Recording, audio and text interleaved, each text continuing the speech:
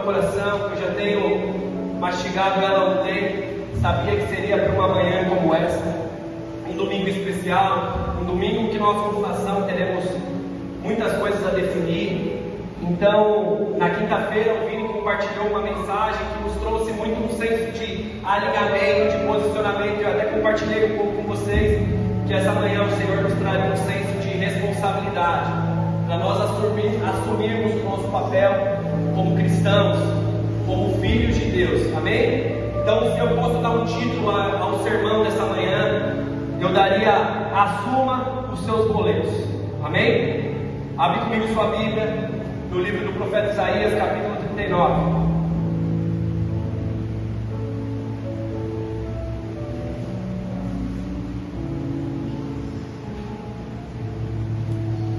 Glória a Deus. Isaías capítulo 39. Enquanto você encontra, nós vamos aqui estudar nessa manhã a história de um rei chamado Ezequias. Um rei que foi o rei do reino do sul, do reino de Judá. Ali todos sabem, Salomão, ele vacilou com as suas 1000 mulheres, adorou outros deuses, e Deus falou: por amor de seu pai, o reino será dividido na vez do seu filho. Então até você, por enquanto, o reino vai estar unificado, depois o reino vai ser dividido, e ali o reino, acontece a divisão do reinado do filho de Salomão, e acontece ali o reino do norte, onde vai vir ali o povo mestiço, os samaritanos, e existe o reino do sul, o povo de Judá, que é liderado pelos babilônicos, onde aquele povo se mantém com a linhagem pura. Então, o reino do norte teve os seus reis, o reino do sul teve os seus. Aqui nós vamos estudar essa manhã o reino do sul, o rei chamado Ezequias. Um verdadeiro frouxo, banana, um rei covarde. Vamos ao texto, Isaías 39, a partir do versículo 1. Vou ler na Almeida atualizada, né, irmão? Nesse tempo, Merodach-Baladã, filho do rei da Babilônia, enviou cartas e um presente ao rei Ezequias, porque soube que ele havia estado doente, mas que agora já estava recuperado. Ezequias então se agradou disso e mostrou aos mensageiros a casa do seu tesouro, toda a sua prata, todo o seu ouro, suas especiarias, seus óleos finos e todo o seu arsenal. Não houve nada em seu palácio, nem em todo o seu domínio, que Ezequias não mostrou a eles. Então o profeta Isaías foi falar com o rei e disse: o que foi que aqueles homens disseram e de onde eles vieram? Ezequias responde: vieram de uma terra muito distante da Babilônia, para me visitar apenas. E Isaías então pergunta: o que eles viram no seu palácio? Ezequias responde: viram tudo o que há em um palácio. Não houve nada nos meus tesouros que eu não lhes tenha mostrado. Então Isaías disse a Ezequias: ouça a palavra do Senhor dos Exércitos. Eis que virão dias em que tudo que houver no seu palácio, isto é, tudo que seus pais ajuntaram até o dia de hoje, será levado para a Babilônia. Não ficará coisa alguma, diz o Senhor.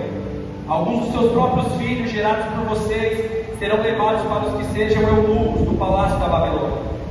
Olha isso, o profeta está dizendo aqui que tudo aquilo que foi construído até o tempo de Ezequias, tudo aquilo que veio de geração, tudo que veio da história, até mesmo os filhos dele seriam castrados.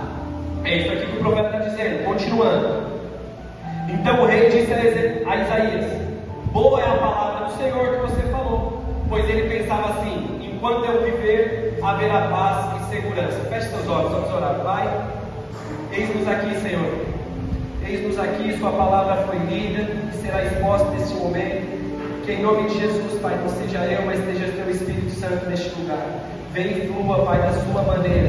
Nos traga de volta, Senhor, a tua vontade nessa manhã. Em nome de Jesus, tira agora, Pai, toda distração, toda preocupação, todo preconceito, Pai. Em nome de Jesus, queremos preparar o nosso coração como um terreno, um solo fértil, para que a tua palavra venha frutificar e crescer em nós. Em nome de Jesus, vem Jesus. Vem Espírito Santo, nos confronta, nos exorte, nos transforma nessa manhã. Em nome de Jesus oramos. Amém. Amém, irmãos? Vamos lá, confessa seu pecado aí. É de chegar a dar uma ira santa, ver homens posicionados como um cara desse. Um homem que chega um problema diante dele, o profeta fala com ele, repreende ele, fala: cara, como que você mostrou isso? E ele diz: não, eu mostrei tudo para eles. então você vai sofrer essas consequências no futuro. Ah, mas no futuro, então boa essa palavra, porque eu vou morrer e ainda vai estar tudo em paz. Um cara egoísta, um cara frouxo. Como que nós não podemos nos irritar com uma situação dessa? Com uma isenção de responsabilidade como essa? Isso foi o que Ezequias ele faz. Ele gera esse desconforto em nós. E o que é mais engraçado, irmãos, é como temos homens e mulheres que lidam com a vida dessa forma. Nós lidamos no nosso dia a dia assim como Ezequias. Através da exposição desse texto, eu quero mostrar como é comum a gente ver Ezequias no nosso meio. Homens e mulheres vivendo com essas mesmas atitudes. Mas no início, Ezequias ele não foi um cara ruim. Ele foi um cara que encontrou muito favor do Senhor. Ele reinou Jerusalém por 29 anos. Ele foi ali um rei do reino de Judá, do reino do sul, e ele encontrou muito favor do Senhor. Abre comigo agora a sua Bíblia, vamos à história, 2 Reis, capítulo 18, a partir do versículo 3. Vamos ver esse favor que Ezequias encontrou no começo da história dele. Para utilizar bem, você acompanha no telão, irmãos. 2 Reis, capítulo 18, versículo 3. Ezequias fez o que era reto aos olhos do Senhor, segundo tudo que Davi, seu pai, havia feito. Removeu os lugares altos, quebrou as colunas e derrubou o poste da deusa Asera. Também fez em pedaços a serpente de bronze que Moisés havia feito. Versículo 5. Ezequias confiou no Senhor, Deus de Israel, de maneira que não houve ninguém como ele em todos os reis de Judá, nem antes nem depois dele, porque ele se apegou ao Senhor, não deixou de segui-lo e guardou os mandamentos que o Senhor ordenou a Moisés. Olha só como esse cara começou bem. Olha só como a história desse cara ele começou bem. O profeta Jeremias, que é considerado o escritor desse livro dos reis de Israel, ele faz questão de ressaltar o quão bem Ezequias começou, o quão bem ele foi estimado, e melhor, ele continua. Se você ler esse texto, segundo Reis 18, leia ali o capítulo 18, 19 e o 20, você vai ver que Ezequias viveu muito favor de Deus. Ele foi oprimido por Senaquerib e Rabsaque, que eram os caras assírios, e esses caras tentaram invadir, e o Senhor ali respondeu cuidando do povo, enviando ali o anjo do Senhor e matando 185 mil homens naquele acampamento. E Ezequias foi livre do povo assírio. Aí vai dizer também que ele pega uma grande enfermidade no capítulo 20. E vamos ler, irmão. Prepara aqui, que aqui é uma igreja de Bíblia. Os que gostam, aleluia. Os que estão lendo no domingo, já aproveita. 2 Reis, capítulo 20, versículo 1. 2 Reis, capítulo 20. Por esse tempo, Ezequias adoeceu de uma enfermidade mortal. O profeta Isaías, filho de Amós, foi visitá-lo e disse: assim diz o Senhor, põe em ordem a sua casa, porque você morrerá e não vai escapar. Então Ezequias virou o rosto para a parede e orou ao Senhor, dizendo: ó Senhor, lembra-te de que andei diante de ti com fidelidade, com coração íntegro, e fiz o que era reto aos seus olhos. E Ezequias chorou amargamente. Antes que Isaías tivesse saído do pátio central, a palavra do Senhor veio a ele, dizendo: volte, diga a Ezequias, príncipe do meu povo, assim diz o Senhor. Aqui é a parte boa, né, irmão? Profeta dizendo, soltando: assim diz o Senhor, varão. Eita Deus, versículo 5: assim diz o Senhor, ouvi sua oração e vi suas lágrimas. Eis que vou curar, e ao terceiro dia você subirá à casa do Senhor. Acrescentarei 15 anos na sua vida, e o livrarei das mãos do rei da Síria, tanto você quanto esta cidade. Defenderei essa cidade por amor de mim e por amor a Davi, o meu servo. Vamos continuar, interessante ver a ousadia dele. Olha o versículo 7. Isaías disse mais: pegue uma pasta de figos. Eles a pegaram e puseram sobre a úlcera, e Ezequias recuperou a saúde. E Ezequias na hora perguntou a Isaías: qual será o sinal de que o Senhor me curará, e de que o terceiro dia subirei à casa do Senhor? Ezequias é corajoso, né, irmão? O profeta fala para ele o que vai acontecer, e mesmo assim ele diz: qual será o sinal? Naquela época já tinha profeta que avaliava a profecia, e a gente Nessa altura do campeonato, qualquer coisa que um cara fala para você, você já está abraçando. Continuando, Isaías responde: este é o sinal que você receberá do Senhor, para indicar que Ele cumprirá o que prometeu. Você quer que a sombra se adiante 10 graus ou que ela retroceda 10? Ezequias então responde: é fácil a sombra adiantar 10, mas que não seja assim, pelo contrário, que ela retroceda 10 graus. Então o profeta Isaías clamou ao Senhor, e Ele fez retroceder 10 graus da sombra lançada, declinada no relógio. Meu Deus, irmãos, que experiência esse cara teve! Olha a história que esse cara começou. Olha como Ezequias ele começou super bem. Olha o favor de Deus. Foi liberto ali do povo assim. Viveu uma experiência dessa. Orou ao Senhor, o Senhor encontrou favor e falou: acrescenta mais 15 anos na vida desse camarada.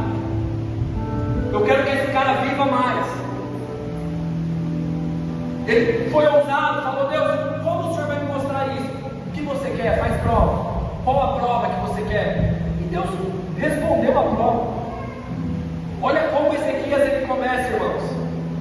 Dado esse panorama bíblico, eu vou começar a pregar aqui nessa manhã, amém? Então, como o título do sermão é Assuma os seus boletos, nós concluímos com esse panorama que não adianta a gente começar apenas bem. Não adianta a gente viver um meio bom, mas a gente precisa terminar bem. A gente precisa encerrar a carreira bem. E Ezequias ele começou top. Ele começou consertando tudo aquilo que os antepassados deles estavam fazendo errado. Tudo aquilo que reis anteriores a ele faziam errado. Ele foi um cara que consertou, destruiu, falou: vamos lá, vamos alinhar o povo, vamos consertar as coisas. E às vezes a primeira lição que nós temos essa manhã é o que você precisa consertar das coisas que para você já é natural, porque seu avô fazia, seu pai fazia, e você acha que está normal você também continuar fazendo. Às vezes nós precisamos olhar e realmente, será que é para eu viver a mesma vida que meu pai estava vivendo? Será que eu tenho que cair nos mesmos tombos que meu pai estava caindo, que meu avô vem caindo? Porque é muito natural, é muito normal, a gente acha bonito se vitimizar. A gente acha romântico dizer assim: não, mas veja bem, eu cresci num lar assim, eu cresci numa região social assim, eu tive a oportunidade assada. E na verdade a gente só está justificando uma vida trágica que nós não fazemos nada. Mas esse não foi Ezequias. Ezequias, ele assume a responsabilidade e começa a modificar as coisas que estavam erradas dos antecessores dele.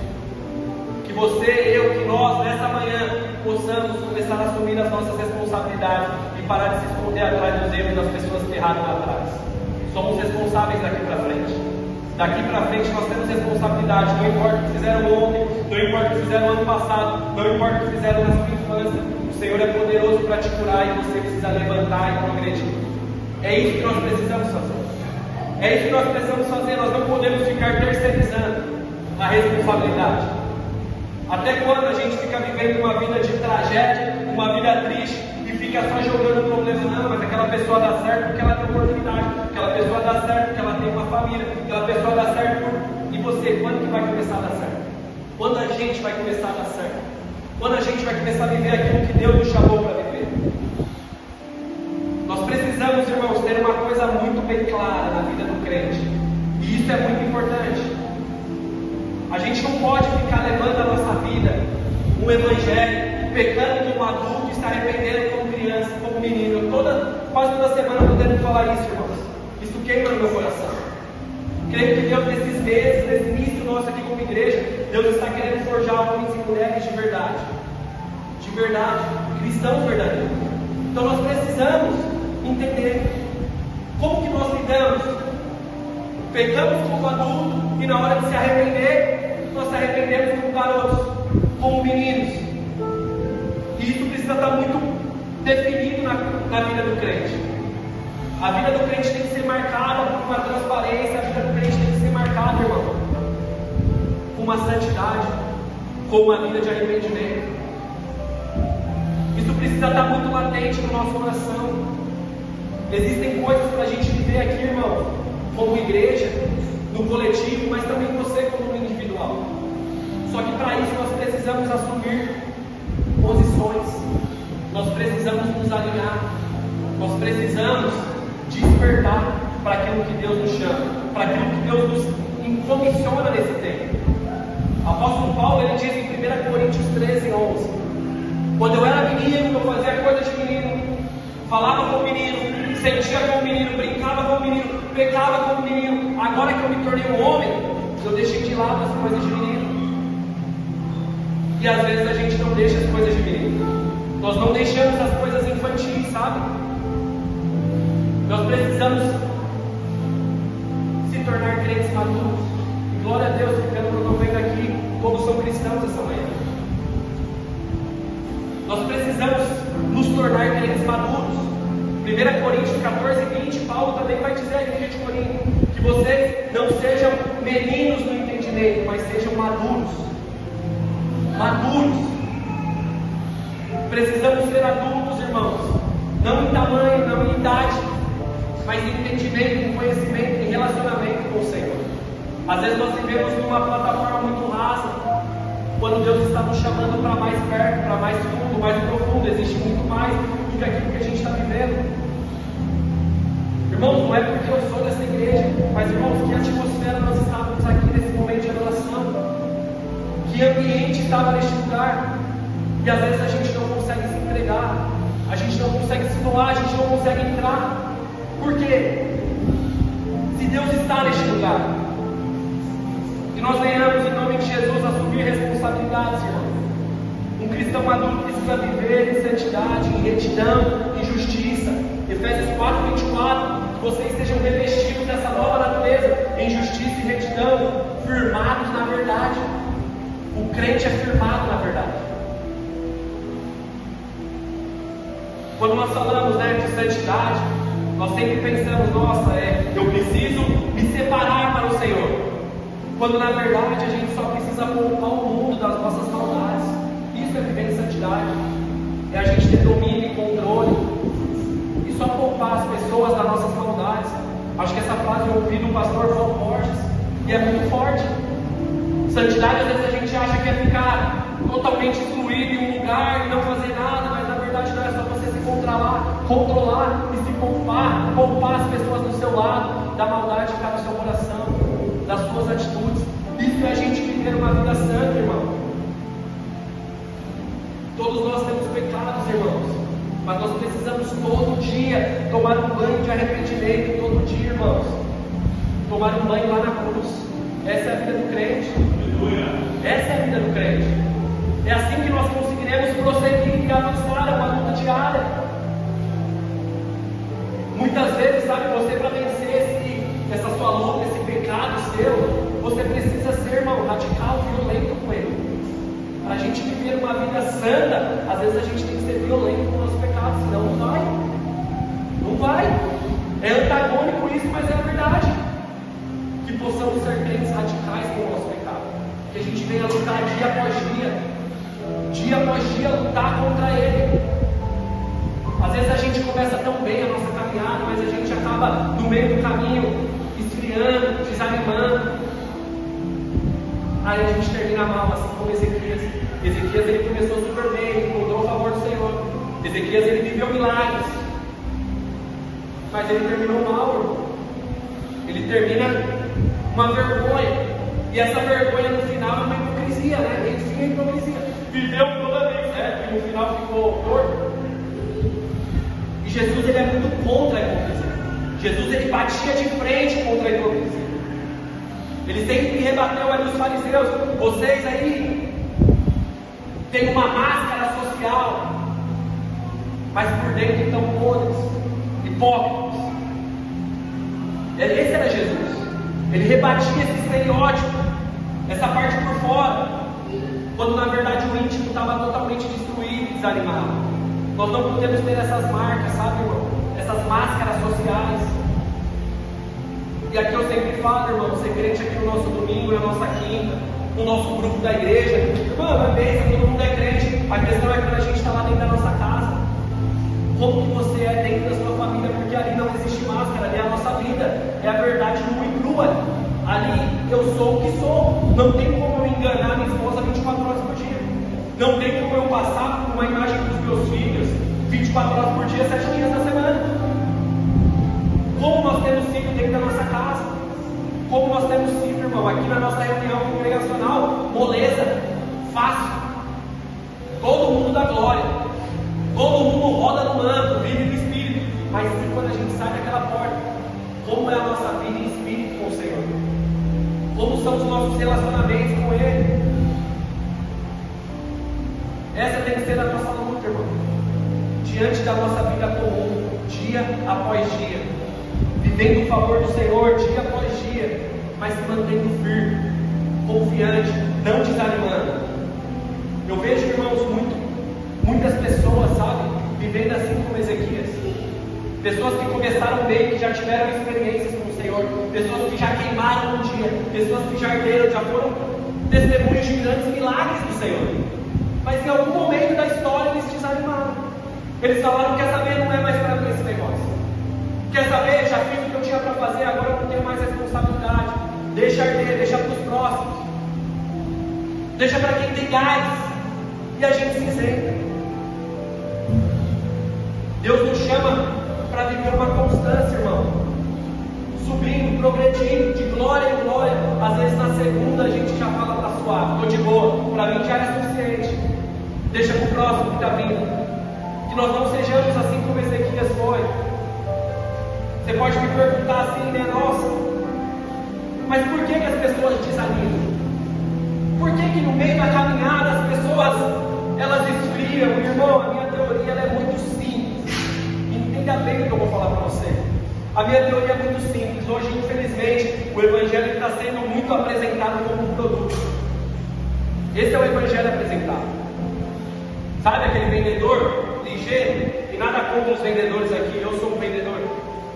Mas aquele vendedor que te apresenta o produto e fala: mano, Robert, essa garrafinha é top, mano, é isso, é aquilo, e você compra. Só que ele não fala para você as especificações desse produto.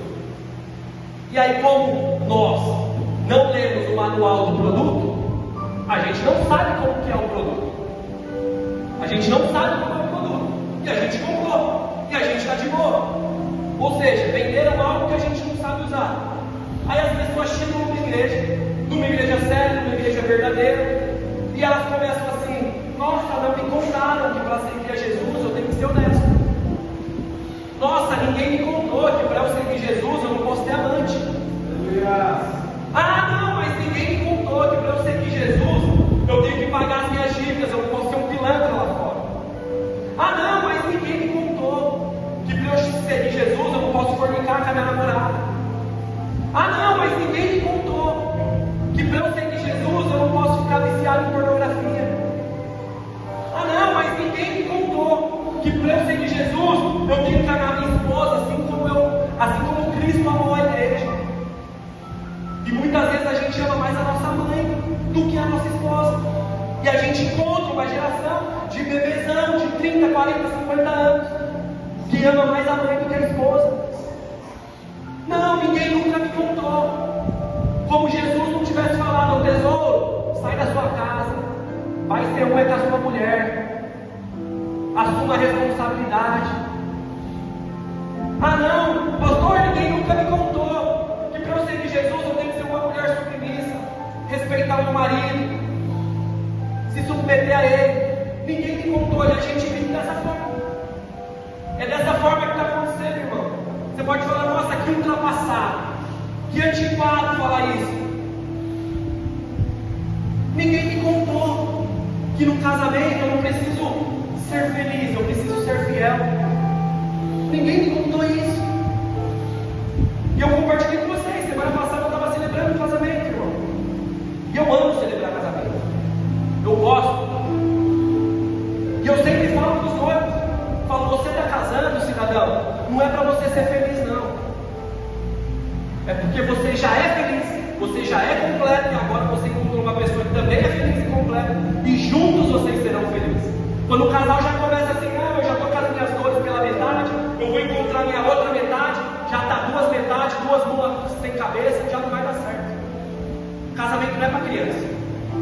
Casamento é para você ser fiel, não é para você ser feliz, porque diz: é na alegria e na tristeza, na saúde e na doença. Se essa flor não está feliz, aí é por isso que todo mundo separa. Na primeira treta já vou largar. Porque eu tenho que ser feliz. Você tem que ser fiel, irmão. Você foi chamado para ser fiel no casamento. É uma aliança que você fez. Então ninguém nunca compartilha isso, irmão. Ninguém encontra isso, sabe por quê? Porque isso não enche igreja. Apresentar um manual não infla a plataforma. Não infla. E aí muita gente tem optado no quê? Eu vou inflar a plataforma melhor do que eu apresentar um caminho de porta estreita ao povo. E é isso aí que a gente está vivendo. Muita gente se escandaliza com muita, que na verdade é o básico. O que eu falei aqui é o básico, mas ninguém mais fala. E aí a gente vive esse evangelho. Vivemos na era da graça, mas querendo viver de qualquer jeito. Uma desgraça de vida. E achando que está tudo bem. E não é isso que o Senhor nos chama, irmãos. Não é isso. Amém ou não amém? Amém. Duro, né, irmãos? Mas tenha paciência, vai piorar um pouco ainda hoje. Às vezes você pode pensar, nossa, aniversário do pastor está bravão. Não, irmão, isso daqui é o maior gesto de amor, irmão. Pregar um sermão como esse. Isso é o maior gesto de amor. Porque isso aqui significa, desse jeito não vai dar. Precisa haver mudança. Precisa haver um alinhamento. Precisa haver um posicionamento. É com muito amor que eu prego essa palavra. Não estou com ódio, não estou bravo no meu coração. Deixa eu te falar uma coisa, seja sincero, irmão, com você mesmo. Às vezes você tem esse seu pecadinho de estimação aí, há tanto tempo. Há tanto tempo que você tem esse pecadinho aí guardado. E já veio vários caras engravatados, bonitinho, cheiroso, que falava bem bonito para você. Todo politizado. Sabe, a turma não deixa disso. Ô querido, ô meu amado, Deus é contigo, Jesus te ama. O cara está com uma vela desse tamanho de baseado no bolso. O cara está cheio de contatinho de mulher no WhatsApp. E o irmão está lá, ô amado, Deus está contigo, vai dar tudo certo. Ah, né, irmão? Às vezes a gente quer esse analgésico aí. E aí você não consegue ver uma atitude de amor. Deus manda um bonitinho e às vezes você continua com esse pecado de estimação. Aí por algum motivo aprova o Senhor, que vem um cara assim como eu, sem estereótipo de pastor, mas um cara íntegro, um cara de caráter, e precisa falar para você, irmão, precisa mudar, porque senão você vai ser vítima da ira de Deus. Precisa se arrepender. Esse evangelho não é brincadeira. Evangelho não é brincadeira, igreja. Não tem como a gente ficar romantizando aquilo que o Evangelho não romantizou. Não tem como a gente ficar numa vida querendo incluir todo mundo, onde o céu é totalmente exclusivo para filhos de Deus, aqueles que vivem a imagem e a semelhança do Criador. Não tem como a gente ficar romantizando, irmão. Não tem como. Às vezes a gente romantiza só para continuar vivendo a nossa vida imunda, a nossa vida suja. Que essa manhã não, em nome de Jesus, esquece isso, sabe? Esquece isso. Para com essas ideias de que Deus está com você. Deus não está com você nesse teu pecado. Porque Jesus, quando ele estava naquela cruz do Calvário, irmão, quando ele estava com o meu e o seu pecado, ele disse: Pai, por que me abandonaste? Porque Jesus estava com todos os nossos pecados, irmão. E aonde o pecado está, o Senhor não está. Então não acha que nessa sua sujeira Deus está comigo. Tu sabes o meu coração. Vai nessa. Brinca. É arrependimento, irmão. É coisa séria. E é com amor que eu falo isso. É com amor, porque às vezes você nunca ouviu isso. Esse senso de responsabilidade nunca passou na sua cabeça. Nós precisamos ter essa seriedade, assumir os nossos boletos, irmão. Assumir as nossas lutas. Mateus 16:24, Jesus diz: se alguém quer vir após mim, negue a si mesmo, tome a sua cruz e siga. Não é vem de qualquer jeito que eu já liberei o acesso. Não é desse jeito, irmão. Isso é o amor de Deus, porque Deus te ama tanto, Deus nos ama tanto, porque essa mensagem rasgou em mim. Você acha que é fácil pregar isso, irmão? Você acha que é fácil eu falar isso aqui para vocês? Eu sei a resposta que eu vou segurar um dia de ter pregado isso. E se eu viver uma vida de canalha lá fora? Eu sei a resposta. Mas você acha que é fácil? Mas eu vejo que isso é uma vida, eu vejo que isso é um gesto de amor, porque Deus está dizendo assim, cara, ainda era tempo. Muda, transforma, ajusta, se alinha, ainda dá tempo. Existe uma mudança. Deus está permitindo a gente ainda viver para mudar, para alinhar, não foi perdido. E essa é a verdade que tem que ser falada, irmão. Esse é o papo reto do Evangelho. Essa é a verdade que nós temos que falar, mas infelizmente isso não atrai pessoas. Então é mais fácil a gente apresentar um Evangelho que só ameniza do que aquele que traz a solução, daquele que trata de forma cirúrgica o pecado. Mas isso não é romântico. Então a gente às vezes prefere colocar um band-aid no peito do irmão que está precisando colocar uma válvula no coração. E a gente põe um band-aid nele e vai conduzindo a vida, achando que está tudo suave. Está tudo de boa. Está tudo de boa, só com esse band-aid. Que a gente possa entender isso nessa noite, nessa manhã, meus irmãos. O Evangelho é a maior loucura que você pode ter decidido viver na sua vida. É a maior loucura que um homem pode decidir viver. Porque o Evangelho ele exige uma renúncia, ele exige uma cruz. O Evangelho exige um posicionamento, irmãos. É a maior loucura que a gente pode querer viver, irmão. Porque viver uma vida fácil, irmão, é viver no pecado, a vontade da nossa carne. Isso é a vontade, isso é a coisa fácil. Viver o Evangelho, irmão, não é para menino, não é para criança, não é para criança que eu digo, criança na fé, pessoas que estão brincando. O Evangelho é coisa séria, irmãos. E a maior loucura você decidir viver esse Evangelho. Que essa manhã nós possamos nos despertar e assumir a responsabilidade que nós temos. Temos uma responsabilidade diante do Senhor. Existe uma responsabilidade sobre mim e sobre a sua vida. O Evangelho não requer, irmão, apenas aqui, ó, uma Bíblia aqui, ó, embaixo do braço. Pai Senhor, igreja, amém. Um terno, um culto dominical, uma ação social no sábado. Não, irmão. O Evangelho exige, irmão, uma conduta digna de sermos chamados filhos de Deus. Amém. Aleluia. Isso é o Evangelho. Isso é o Evangelho do Senhor.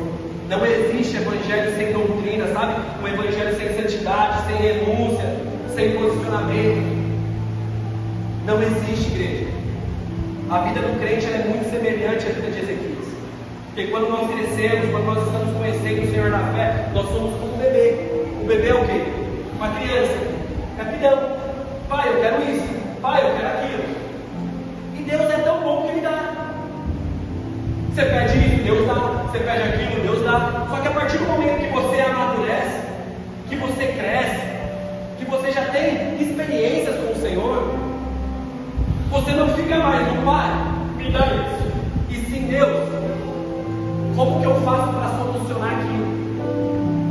Eu entendo que agora eu não sou mais um cara que vai receber, agora eu sou um canal para fazer. Essa é a vida do crente. Às vezes a gente fica só no Deus, eu quero isso, Deus, eu quero aquilo. Quando que a gente vai começar a produzir? Quando que a gente vai começar a fazer? 10, 20, 30 anos de Evangelho. O que nós estamos produzindo? O que nós estamos fazendo?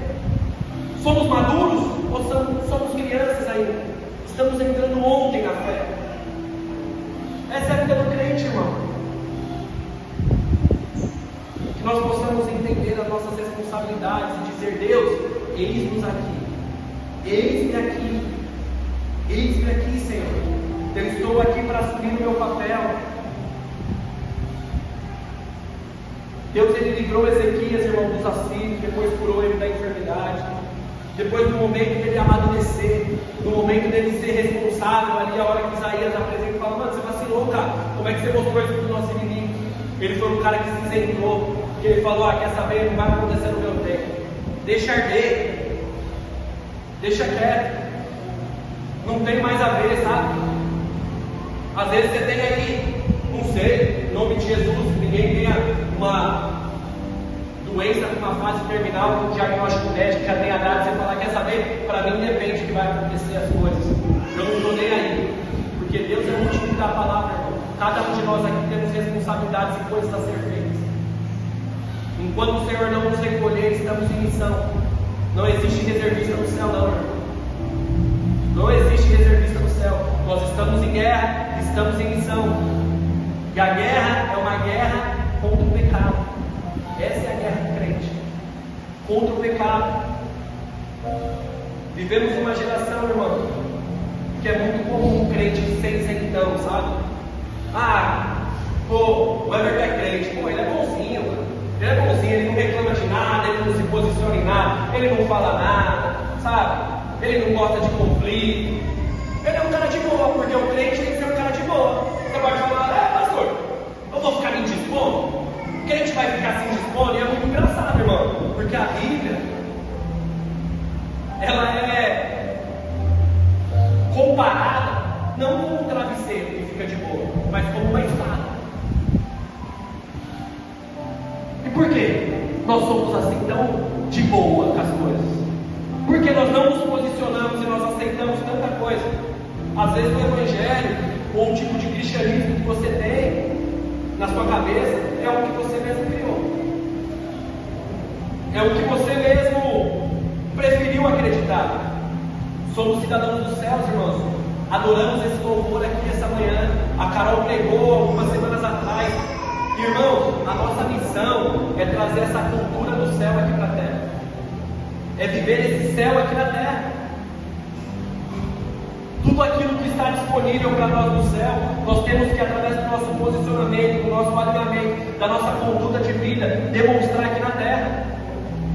É isso que nós somos chamados, igreja. A essa vida, a esse posicionamento. Eu fico indignado, irmãos. Eu fico indignado. Porque tem muito crente que eles não andam na contramão do mundo.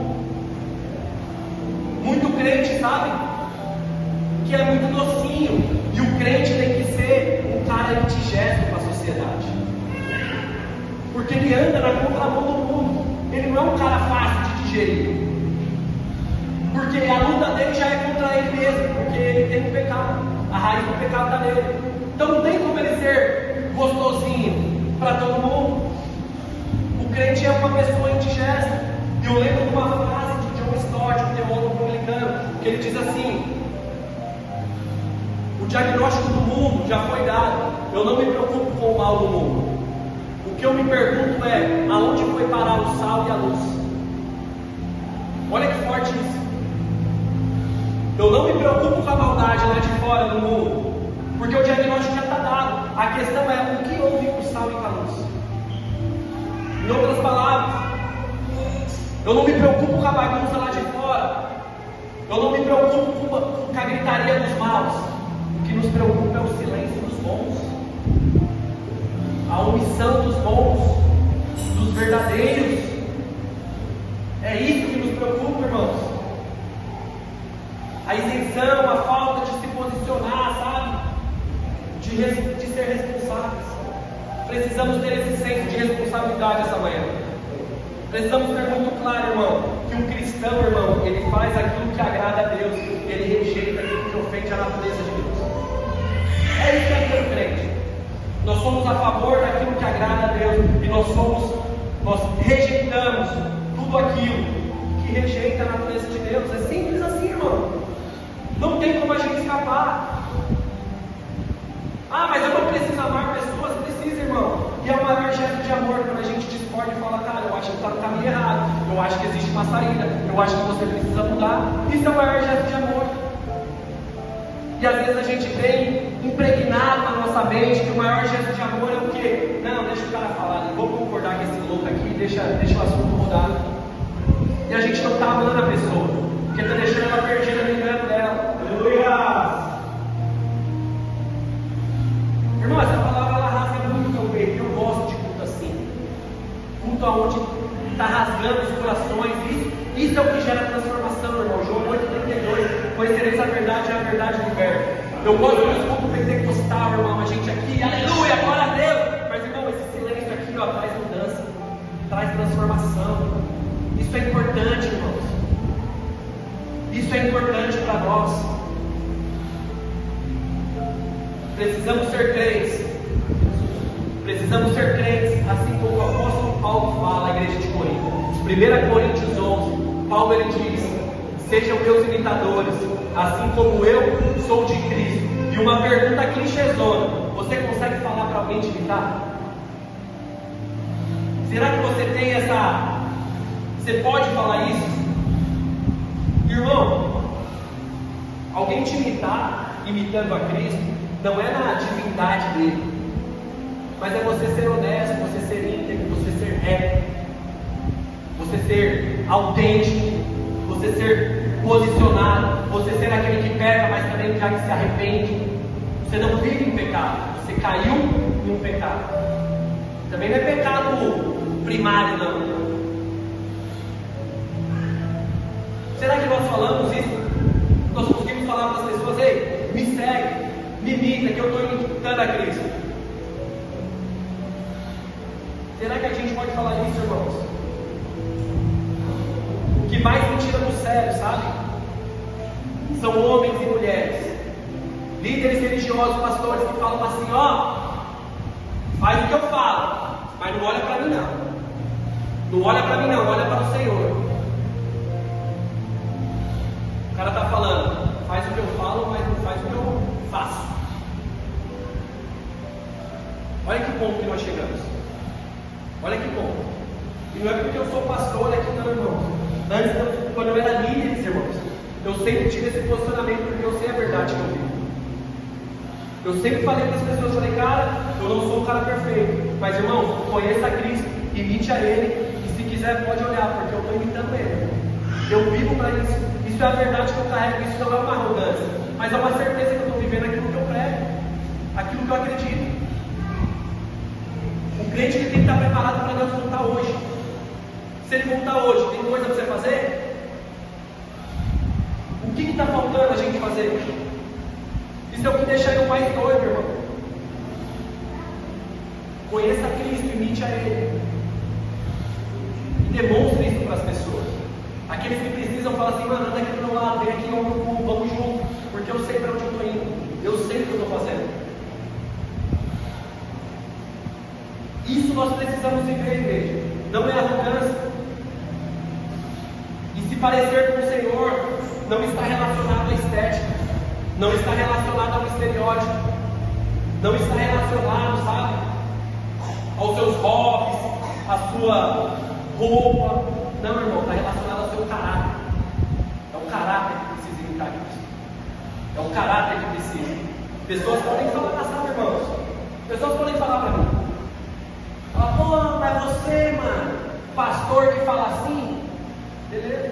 Você tem tatuagem, você gosta de atirar, você gosta de lutar, você gosta do Palmeiras, você é de direita, você é... Amém, irmão? Tudo verdade. Tudo verdade. Agora o que não podem falar, irmão, o que não podem falar é assim: não, mas você está no terceiro casamento, você tem escândalo financeiro na igreja, você é um safado fora da igreja, você segue um monte de piricrente no WhatsApp, no Instagram, você tem um monte de contatinho no seu WhatsApp. Isso não pode falar, irmão. Uma coisa é estética, cada um é de um jeito. A questão é pecado, conduta, caráter. Nós precisamos ter isso muito bem definido, igreja. Muito bem definido de quem nós somos, irmãos. Quem nós somos. Aquilo que você foi no passado, irmão, está lá. Eu já contei aqui várias vezes. Irmão, Romanos 8:1 já fala. Aquilo que passou, aqueles que não estavam ainda em Cristo, agora nenhuma condenação há. A história está lá, mas a cada dia eu escrevo um presente. O passado ficou, mas a cada dia eu estou escrevendo um presente, construindo um futuro. É isso a vida do crente. É uma decisão diária, é um tijolo após tijolo, indo por indo, irmãos. Ezequias, ele arregou. Ezequias não teve responsabilidade. Ele viveu o que era bom com o Senhor, ele viveu toda a parte boa com o Senhor, e depois, na hora que ele tinha que assumir responsabilidade, ele viveu o mistério, ele viveu o ministério. Na hora que ele tinha que assumir responsabilidade, o que o Senhor fez? Não, estou de boa, valeu, deixa o povo sofrer. Foi isso que Ezequias fez. Foi isso que Ezequias fez. Meu tempo já deu. Quero que você se posicione essa manhã, irmão. Que você se alinhe essa manhã, sabe? Comece a fazer as coisas antes delas serem perdidas, antes do tempo esgotar. Que pastor, mas existe um tempo ainda para você começar a desenvolver. Os seus filhos, irmãos, os seus amigos, a sua esposa, seus netos, existem avós aqui, sabe? Eles não estão querendo suas lições de moral, eles estão querendo ver o seu exemplo. Como você vive, com a boca fechada, o que você tem falado. É isso que seus filhos querem ver, irmão. Muito além das palavras, sabe? Não existe um bom pai onde existe um péssimo marido. Não existe um bom pai aonde existe um péssimo marido, irmão. O maior gesto de amor que eu demonstro para os meus filhos é amando, honrando e respeitando a minha esposa. É isso. Esse é o maior gesto de amor que eu posso demonstrar para os meus filhos. É como eu amo, como eu respeito, como eu estou junto da mãe deles. Que a gente possa entender isso essa manhã. Que a gente possa entender isso e não ser pessoas isentes como Ezequias. Não queira ser o açúcar do mundo, tá? O docinho, o digestivo. Não queira, irmão. Seja sal, seja luz essa manhã. Para de querer agradar todo mundo, irmão. Para de querer agradar todo mundo. O crente é contra a droga, irmão. O crente é contra o aborto. O crente é contra, irmão, o pecado, a homossexualidade. O crente é contra, irmão. Não existe como a gente fugir disso, sabe? Tudo isso que ofende a natureza de Deus, irmão. Isso não sou eu, é o que a nossa base de fé diz. Amamos homossexuais, mas reprovamos a atitude dele da mesma forma que você, um adúltero, é amado, mas não a sua vida. Se arrependa, senão é o mesmo lugar, o mesmo destino. Não podemos confundir isso. Não vamos ficar romantizando, porque o Evangelho não romantiza, irmãos. João 14, 21, Jesus diz: aqueles que têm os meus mandamentos e os seguem, este é o que me ama. Ou seja, aqueles que me amam fazem o que eu mando. Lucas 6,46, Jesus diz: vocês, bonitões, me chamam de Senhor, Senhor, Senhor, mas por que não fazem o que eu mando? Por que não fazemos o que o Senhor manda? Lembra do outro episódio, Jesus dizendo: minha mãe, meus irmãos, quem são? São aqueles que fazem a vontade do meu Pai. São aqueles que fazem a vontade do meu Pai, irmãos. Aqueles que vivem na imoralidade, afundados no pecado, irmãos, eles são inimigos de Deus, são inimigos de Deus, são inimigos da igreja. Infelizmente, irmão, não sou eu que estou falando, irmão. É a base de fé que nós temos. Aqui nós somos, você pode falar, nossa, o Abelar está muito radical. Não, irmão. Aqui nós somos uma igreja comprometida com a verdade. Eu vivia um lixo lá fora. Quando eu decidi viver isso aqui dentro, a bagunça não pode entrar aqui dentro. Nós não podemos viver a bagunça aqui dentro. Senão a gente continuava lá fora, no mundão, vivendo os nossos próprios prazeres. Isso é um comprometimento, é uma seriedade nossa como igreja, irmão. Sabe? O que transforma o homem, irmão, com todo respeito, irmão, eu acredito no poder do Espírito Santo. Mas o que transforma o homem, irmão, não é somente a mãozinha aqui, ó, o decanta misturado com o decoro, o aleluia, o mistério. Irmão, o que vai mudar, o que vai transformar a palavra de Deus, irmão. É ela que transforma, irmão. É ela que transforma, igreja. É ela que muda. É ela que muda, é ela que transforma caráter. Essa manhã o Senhor nos chama a ter um senso de responsabilidade. Quantos de nós já vivemos grandes coisas com o Senhor? E chegou o momento da gente assumir o nosso papel, igreja. Como igreja do Senhor, como igreja cristã, como igreja base, como igreja no Jardim de Abril, em Osasco, em São Paulo, no Brasil. Precisamos assumir a nossa posição, igreja. Precisamos assumir, irmão.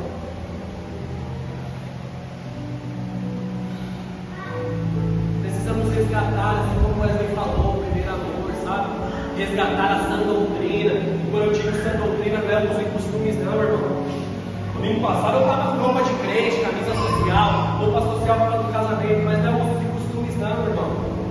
É resgatar o caráter do Senhor, o caráter de Cristo em nós.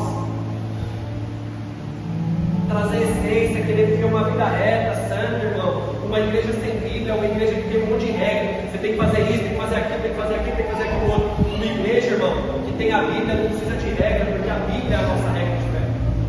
Aleluia. A Bíblia é a nossa regra de fé, irmão. E uma igreja onde tem a Bíblia não precisa ter uma regra. Existe a Bíblia, um povo que lê a Bíblia. Não permita, irmão. Não permita ser mais um que se perdeu no tempo. Se você está aqui essa manhã, se existir essa porção para você essa manhã, existe uma responsabilidade que cabe você fazer aí nessa manhã. Existe um papel que você precisa assumir. E me permita dizer, tá, irmão? Nós aqui não precisamos mais ficar ouvindo que Jesus nos ama, porque nós já sabemos que Ele nos ama.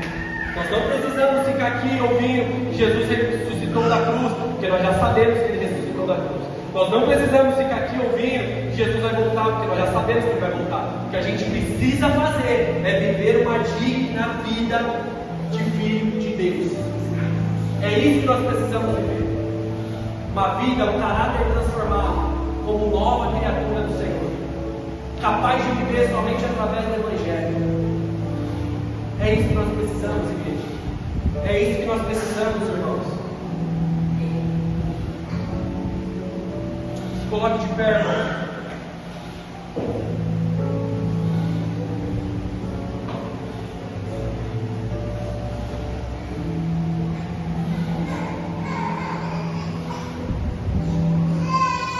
Sabe, irmão? Me humilhar diante do teu altar e sacrificar aquilo que me custar, tu inclinarás os teus ouvidos ao meu clamor.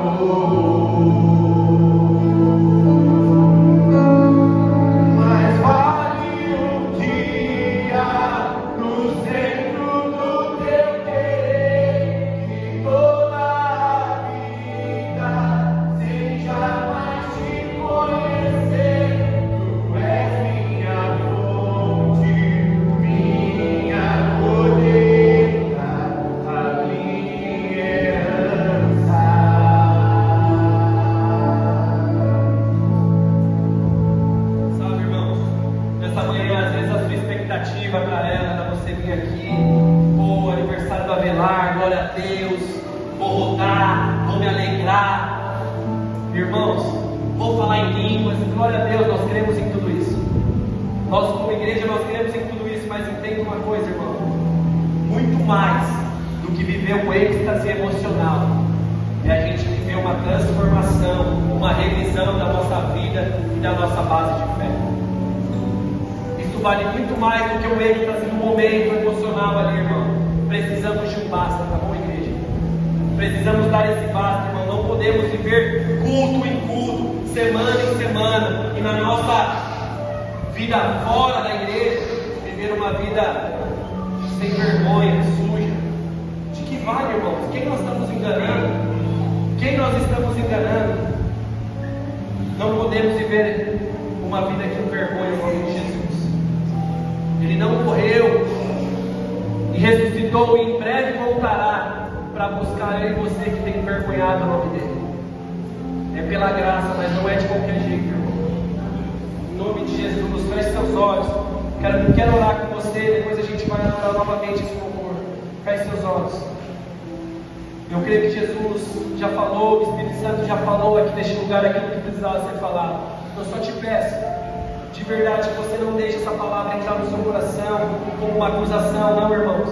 O Senhor, Ele nos exorta, Ele está nos trazendo a responsabilidade, Ele está nos chamando, na verdade, é para perto. Não é para você se afastar, não é para você sumir, não é para você se excluir, não, mas é o Senhor te convidando mais para perto.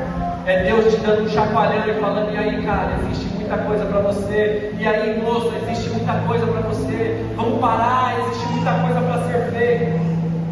Aqui dentro é um lugar de verdade, irmão, de transparência, de honestidade, de integridade, irmão. É ferro afiando ferro. E eis-nos aqui uns para apoiar os outros, mas não para ver uma organização de passapano. Não é isso, igreja. Vamos orar. Pai, em nome de Jesus, Deus, traga seu povo ao arrependimento nessa manhã, Deus. Em nome de Jesus, encontre, Jesus, todos aqueles perdidos, afundados em seu pecado aqui nessa manhã. Traz eles de volta, Jesus. Traz, Senhor. Não iremos, Deus, negar a nossa fé pela quantidade de pessoas. Não iremos ser uma igreja, Deus, que iremos negar a nossa fé pelo dinheiro das ofertas. Aqui nós viveremos a verdade, fomos chamados para viver essa verdade que o Senhor nos chama, Senhor. Caminhamos e viveremos essa verdade, Pai. Em nome de Jesus, Pai. Eis-nos aqui, Senhor, uma igreja santa, uma igreja fiel, uma igreja de homens e mulheres posicionados, Pai, que querem assumir responsabilidades, Deus. Queremos, em nome de Jesus, Deus, em nome de Jesus, Pai, nos apresentar diante de Ti com vestes limpas, Pai, com as mãos limpas, Deus. Em nome de Jesus, traz esse senso de responsabilidade em nosso meio nessa manhã, Pai. Em nome de Jesus, não queremos apenas começar bem, não queremos, Pai, não é suficiente somente as bênçãos do passado. Eis-nos aqui para viver bem e encerrar, finalizar a nossa carreira de forma boa. Em nome de Jesus, Pai, em nome de Jesus, nos transforme, nos transborde nesta manhã. Adora o Senhor, em nome de Jesus, em nome de Jesus. Se eu me humilhar diante do teu altar e sacrificar aquilo que me custar, tu inclinarás os teus ouvidos ao meu clamor. Glória a Deus! Mais vale um dia no centro do teu querer que toda a vida sem jamais te conhecer. Tu és minha fonte, minha colheita, a minha herança. Se eu me humilhar diante do teu altar e sacrificar aquilo que me custar, tu inclinarás os teus ouvidos ao meu clamor. Mais vale um dia no centro do teu querer que toda a vida sem jamais te conhecer. Tu és minha fonte, minha colheita, a minha herança.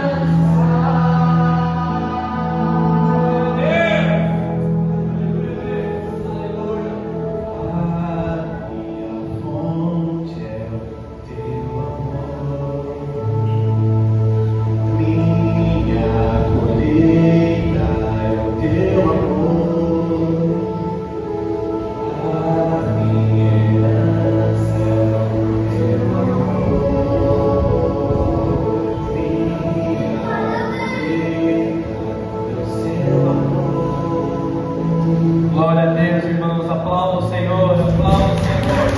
Bendito a mão do Senhor. Bendito a mão do Senhor. Pode sentar, já vamos encerrar. Se o dia Carol quer inventar aí alguma coisa, né?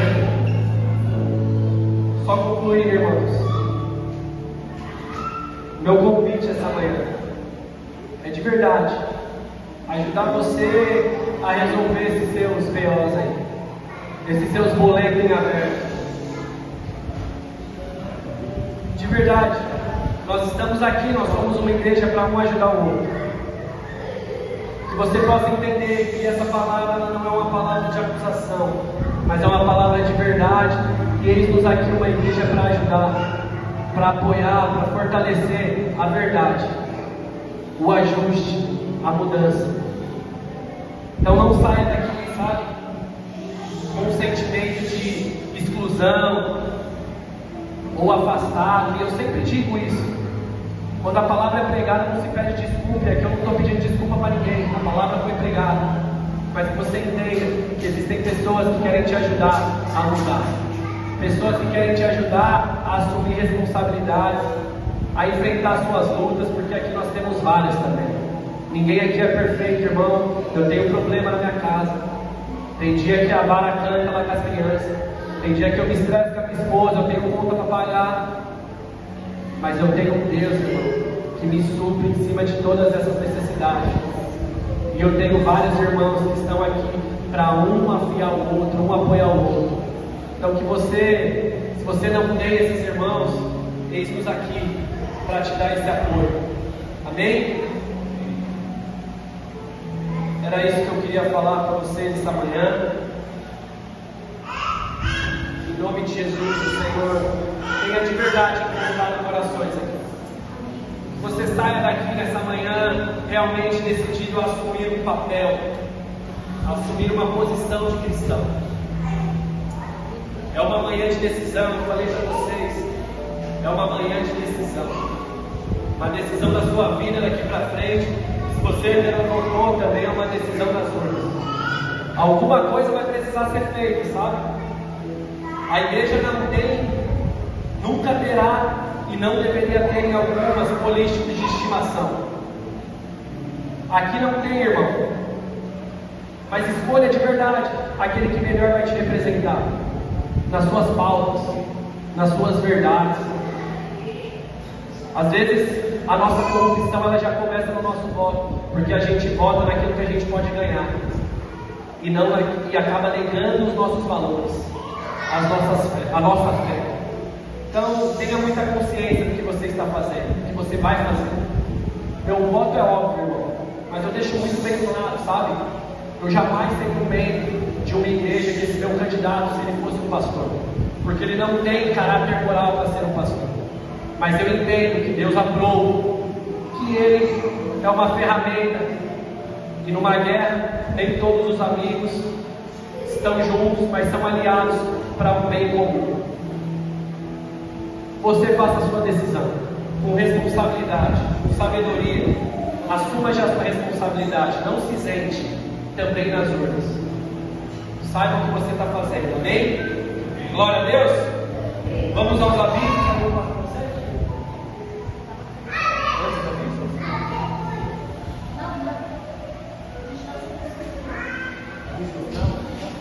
Amém. Glória a Deus. O aniversariante deixou eu falar. Irmãos, todos sabem que hoje é aniversário do Avelar, do nosso pastor.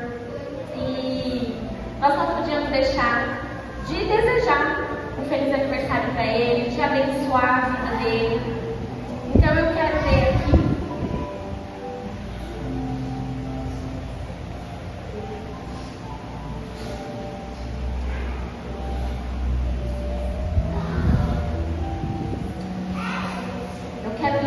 Efésios 6:10. A armadura de Deus. Quanto ao mais, sejam fortalecidos no Senhor e na força do seu poder. Vistam-se com toda a armadura de Deus para poderem ficar firmes contra as ciladas do diabo. Porque a nossa luta não é contra a carne, contra o sangue e carne, mas contra os principados e as potestades, contra os dominadores deste mundo tenebroso, contra as forças espirituais do mal nas regiões celestiais. Por isso, peguem toda a armadura de Deus para que vocês possam resistir no dia mau e depois de terem vencido tudo, permanecerem inabaláveis. Portanto, fiquem firmes, cingindo-se com a verdade e vestindo a couraça da justiça. Tenham os pés calçados com a preparação do Evangelho da Paz, segurando sempre o escudo da fé, com o qual poderão apagar todos os dardos inflamados do maligno.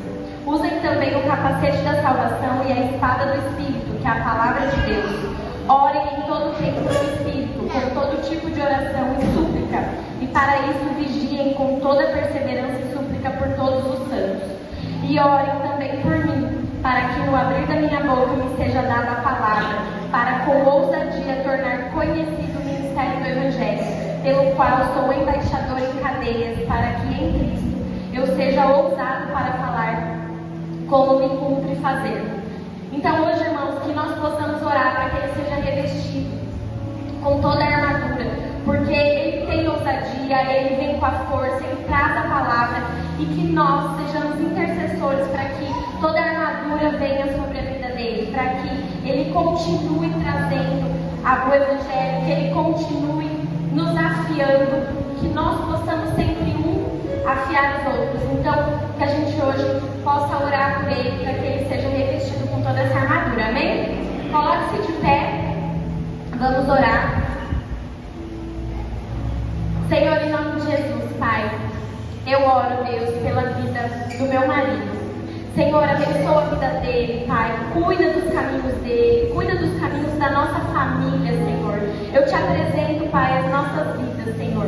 Deus, eu oro pela vida dele, Pai, para que ele continue com essa ousadia, Pai, em propagar a Tua palavra, em levar a Tua palavra, em apresentar o Senhor, Pai, mas com ousadia, Senhor, que ele apresente sempre dessa maneira, Deus, que ele te apresente, que pessoas venham a te encontrar, Senhor, que pessoas venham, Pai, a te conhecer verdadeiramente através da vida dele, Senhor. Revista-o, Pai, com a armadura de Efésios 6, Senhor, em nome de Jesus, Pai. Cuida da vida dele, Senhor. Derrama sobre a vida dele, Pai, toda a Tua graça, Senhor, em nome de Jesus, Pai. Cuida dos caminhos dele, livra-o, Pai, de todo o mal. E, Senhor, abençoa a nossa casa, Deus, que nós possamos sempre estar firmes, Pai, cada um na sua posição, Deus, para que tudo aquilo que o Senhor tem como propósito e como chamado, não só na vida dele, mas na nossa família, Deus, se cumpra, Pai, em nome de Jesus, Deus. Nós te agradecemos, Pai, te agradecemos pela vida dele, eu te agradeço pela vida dele, Senhor, porque o Senhor me preparou uma pessoa maravilhosa, Deus, uma pessoa para estar ao lado e uma pessoa, Pai, que vive aquilo que prega, Deus. Em nome de Jesus, eu te agradeço, Senhor. Amém. Amém, gente.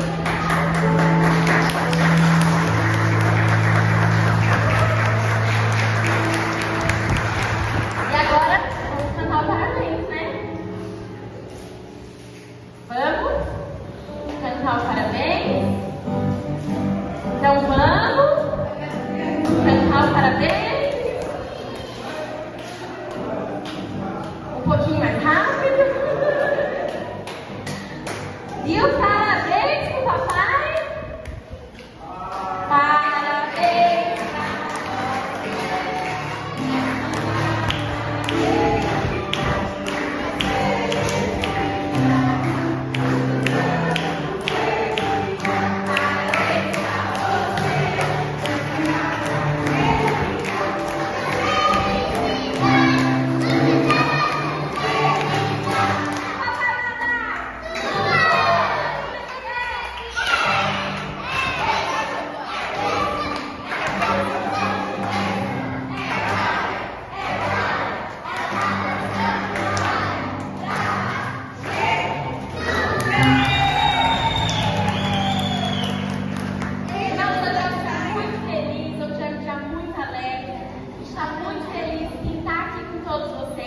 E eu estou muito feliz em poder comemorar mais um ano da vida desse pastor maravilhoso, que eu tenho o prazer de chamar de meu marido e pai dos meus filhos.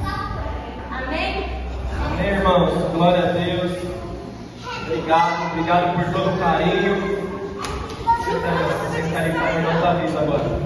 Obrigado por todo o carinho, por toda a amizade, por toda a parceria, confiança de todos vocês aí. Estou muito feliz, como eu falei, é muito especial assim, comemorar um aniversário. Muito legal. E glória a Deus por cada um de vocês. Amém? Muito obrigado aí, meus mais sinceros agradecimentos a todos vocês. Tem ainda coisa para comer lá no fundo, come lá antes de você seguir para os seus compromissos. Vamos aos avisos então, irmãos. Pode sentar aí rapidão, só vou avisar aqui. Já acaba. A gente excedeu um pouquinho o horário, peço perdão aos irmãos. Vamos lá.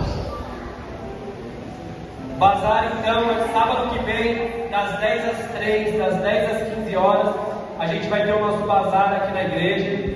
Então a gente tem bastante roupa feminina, bastante roupa infantil, calçado, tem algumas masculinas também. Não fique de fora.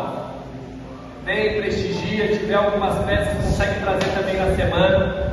Mas não fique de fora, vem participar. É uma forma que a gente consegue levantar alguns recursos também para a igreja. Nesse começo é um começo bem delicado e a gente precisa investir em equipamentos, precisa investir em muita coisa.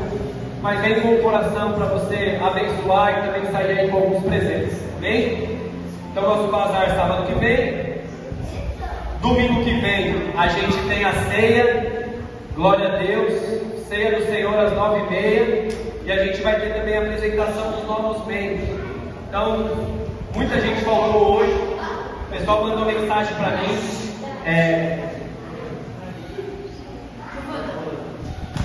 Muita gente mandou mensagem para mim. Tem um pessoal que tem uma zona eleitoral fora da cidade. Teve gente que teve que viajar, enfim. Mas todos que estão aqui, aqueles que estão decididos, não, vamos caminhar junto, cara. Estamos juntos como igreja. Procura a Danila lá no fundo, ou você pode me procurar, você tem o meu número, todos que já visitaram a igreja. Tem a Carol também, se você é uma mulher, a Carol já te chamou. E você pode nos avisar e a gente vai fazer a apresentação aí na ceia. Vai ser uma bênção, vai ser um domingo muito especial, muito legal no dia que vem. Não fique de fora, amém? Quinta-feira, às 20 horas, a gente vai ter o nosso culto semanal. Não fique de fora, tem sido uma bênção, irmão. Tem sido uma bênção aquilo que Deus tem feito na nossa vida aqui na semana. E eu agradeço de verdade a presença de todos aqueles que nos visitaram. Dona Vera, que trouxe também uma irmã, obrigado, viu? Seja sempre muito bem-vinda. O Boy que veio aí, cara, obrigado. O Tico, a Rosana, a esposa do Rogério, Davi, os demais são todos já da casa, sejam todos muito bem-vindos. Que vocês tenham aí um domingo abençoado para a glória do Senhor. Amém? Já cantaram parabéns para mim, mas alguém fez aniversário, a gente sempre faz isso no último culto do mês. Alguém fez aniversário também nesse mês de outubro? Tem alguém que fazer aniversário hoje? Não, né? Aniversário de casamento, alguém? Ninguém? Glória a Deus, então só para mim esse mês. Ok. Então, vamos orar, irmãos, para encerrar o culto. Quem falou? Não? A Gi fez? Então vamos orar pela Gi. Tem um presente também, Gi, para você. Vamos aí, vamos orar pela Gi. Tá de boa. Vamos já ficar de pé, a gente ora pela vida da Gi. A gente vai orar pela vida da Gi, a gente já ora também, a gente já encerra o culto. Senhor, em nome de Jesus, Pai, abençoa a vida da Giovana, por mais um ano de vida que completou nesse mês. Senhor, venha, Deus, e cumpra a tua vontade na vida dela. Abençoa a Érica, Pai. Abençoa o pai dela, o marido dela. Em nome de Jesus, Pai, que eles sejam os exemplos que a Giovana precisa ter, Pai. Dê condições a eles de viver, Pai, tudo aquilo que o Senhor tem para a vida deles, como família, como casal. E dê muita sabedoria na criação da tua filha, Senhor. Em nome de Jesus, que a Giovana não venha se perder e venha viver tudo aquilo que o Senhor tem para a vida dela. Abençoa por muitos anos de vida, muita saúde, muita alegria e muita bênção, que essa menina é uma bênção na nossa vida. Em nome de Jesus, amém. Amém, irmãos? Então vamos orar. Estenda as suas mãos. Que o amor de Deus Pai, que as doces consolações do Espírito Santo e o amor do nosso Senhor Jesus Cristo seja com todos aqueles povos responsáveis que assumem responsabilidades. Em nome de Jesus, amém. Tenha um ótimo domingo. Deus te abençoe, irmão. Glória a Deus.